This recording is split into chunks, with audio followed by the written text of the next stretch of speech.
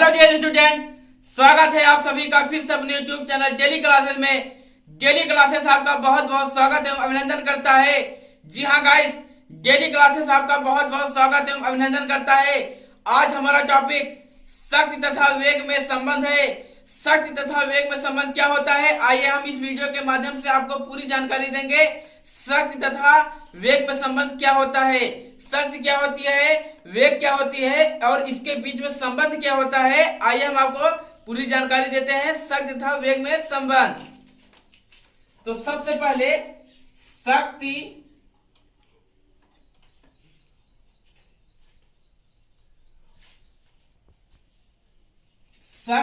तथा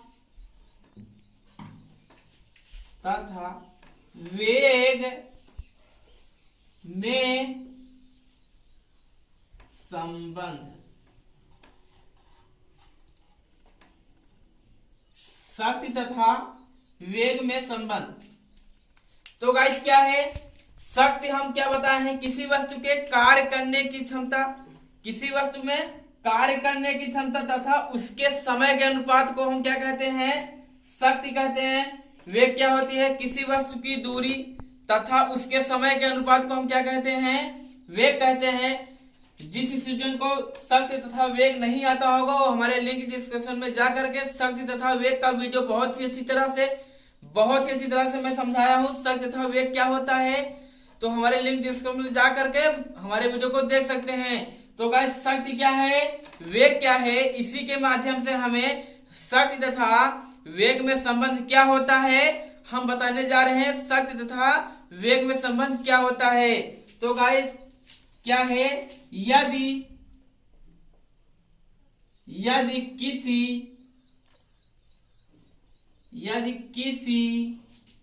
वस्तु का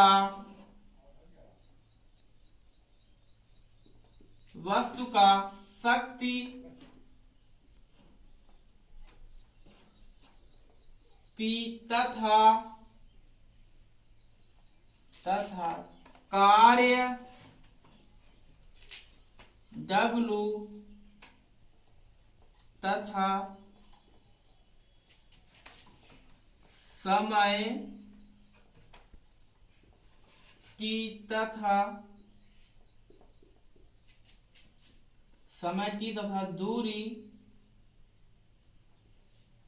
S हो तो बल क्या होगा,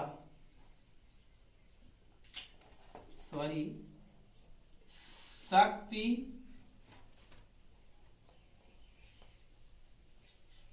क्या होगी।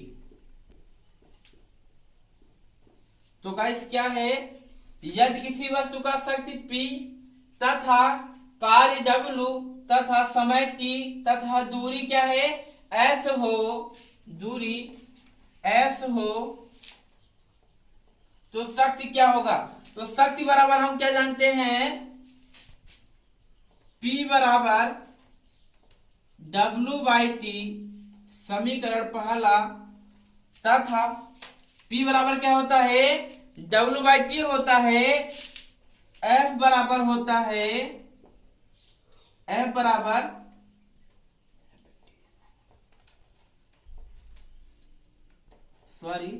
W बराबर होता है F इंटू D। तो गाइस क्या है, समीकरण 2। तो गाइस यहां पर दूरी हमारा क्या है, यस है, तो हम इसमें W बराबर F इंटू S रखेंगे, तो इसको हम समीकरण 3 मान रहे हैं। तो गाइस क्या है, D के स्थान पर क्या है हमारा S है, यानी दूरी क्या है हमारी S है। तो समीकरण 1 का मान, यानी समीकरण 1 तथा समीकरण 3 से, यानी क्या होगा, समीकरण 3 का मान समीकरण 1 में रखा जाए, समीकरण 3 का मान समीकरण 1 में रखा जाए तो हमें प्राप्त क्या होगा, समीकरण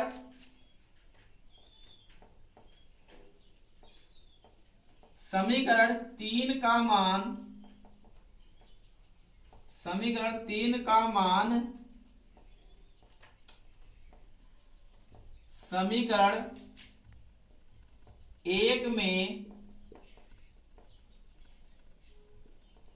रखा जाए। समीकरण 3 का मान समीकरण 1 में रखा जाए तो हमें प्राप्त क्या होगा, अर्थात W के स्थान पर हम क्या रख सकते हैं, F इंटू एस।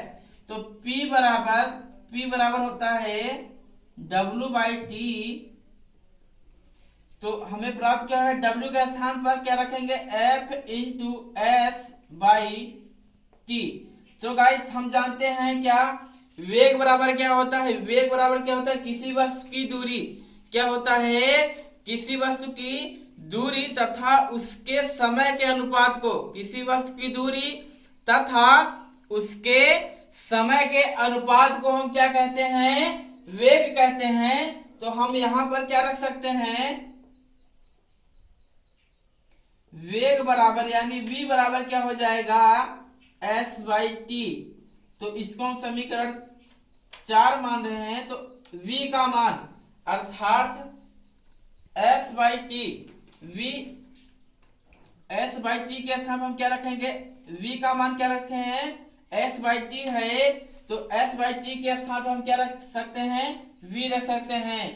तो हमें मिलेगा क्या, P बराबर F इंटू v। तो गाइस अर्थात क्या है, v का मान यानी इसका मान समीकरण 4 में रखने पर, समीकरण 4 में रखेंगे तो P बराबर क्या मिलेगा हमको F इंटू v।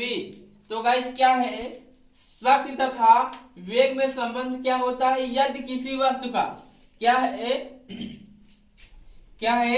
यदि किसी वस्तु का शक्ति P तथा कार्य W तथा समय T तथा क्या है, दूरी यस हो, तो शक्ति क्या होगा, अर्थात शक्ति क्या होगा और बल क्या होगा, शक्ति क्या होगा, बल क्या होगा और कार्य क्या होगा। P बराबर क्या होता है, W/T होता है, जिसको हम समीकरण 1 माने हैं।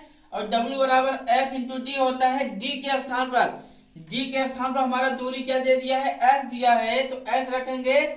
समीकरण 3 का मान समीकरण 1 में रखा जाए तो हमें प्राप्त क्या होगा, P बराबर W/T होता है।